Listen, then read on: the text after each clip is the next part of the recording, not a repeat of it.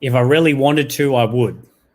I'll start tomorrow after the new car, after the new holiday, at this certain point. Do you make up the same excuses as most when setting a goal to make sure that you don't fail?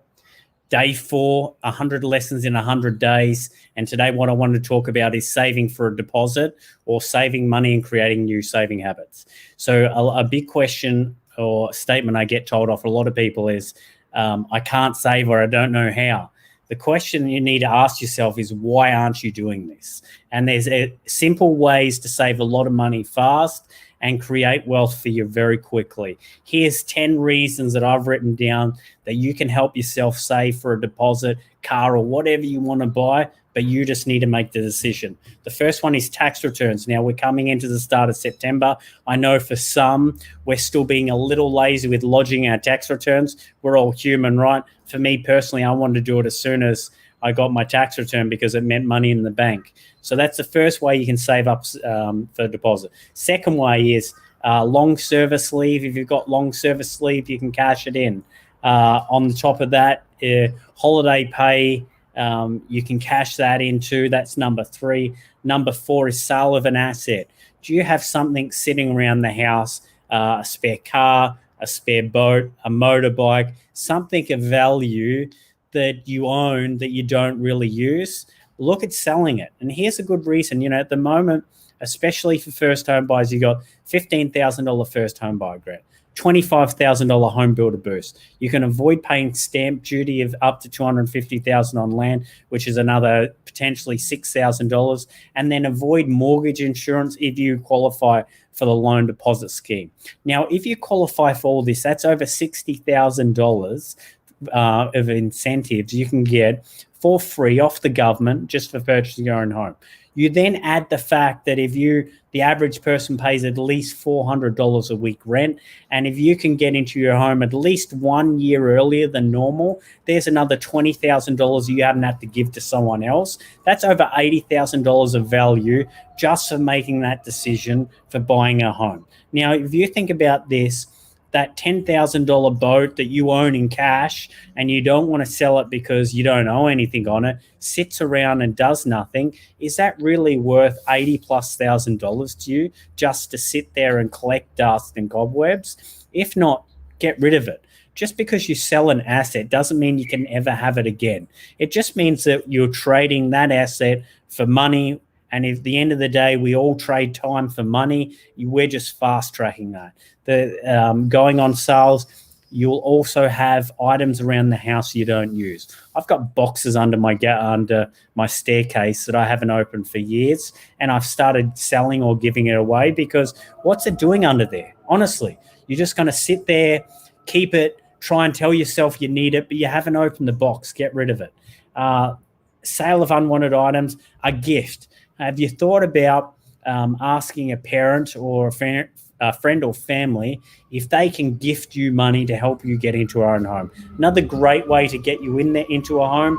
And should you get into a home using that, again, you're going to save a lot of money and get a lot of money off the government.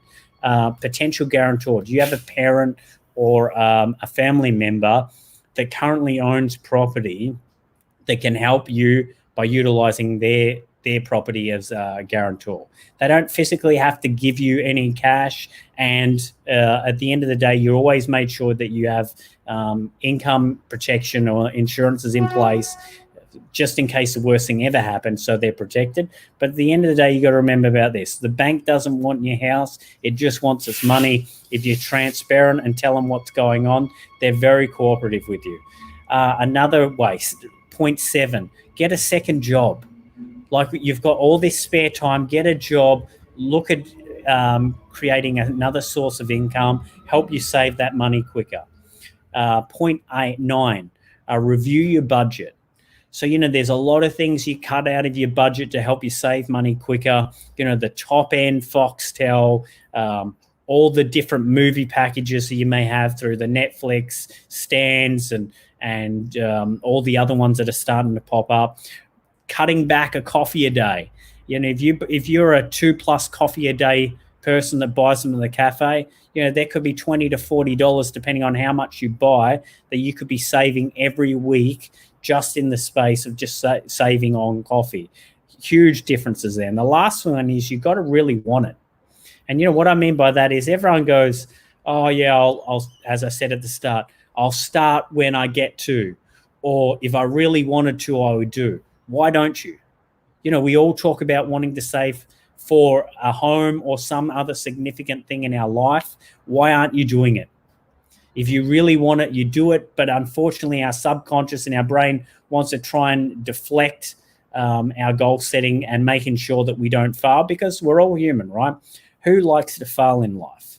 If we enjoyed failing in life, we'd probably hit a lot more goals because we wouldn't be so worried about failing, getting told no and not getting it. So just make that decision, want it. Set that goal. If you need a $10,000 deposit, work out, how am I going to get there? Do I have holiday pay that I can cash in?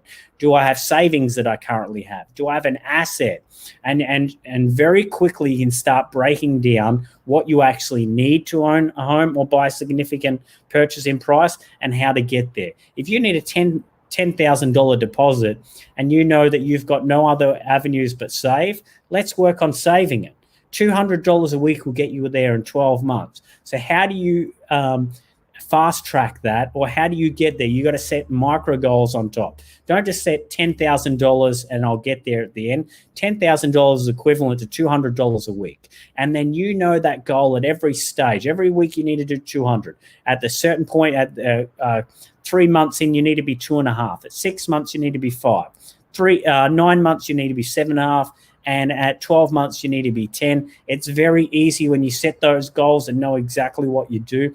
Don't talk yourself out of these things in life. The problem most have with saving money is creating that new habit. Create that habit, stick to it. You'll find it's easy. It'll be one of the best decisions you ever do. Now, does that mean that you have to lock yourself in the house, not be able to spend any money and live an unhappy life? No, it doesn't. You'll find once you change just some of your habits, you'll be able to save a lot of money quickly. And as a result, you'll be able to have a lot more choices in life. Saving money is not about saving money. It's about giving yourself the opportunities and choices in life to make decisions that you wouldn't have if you keep blowing your money.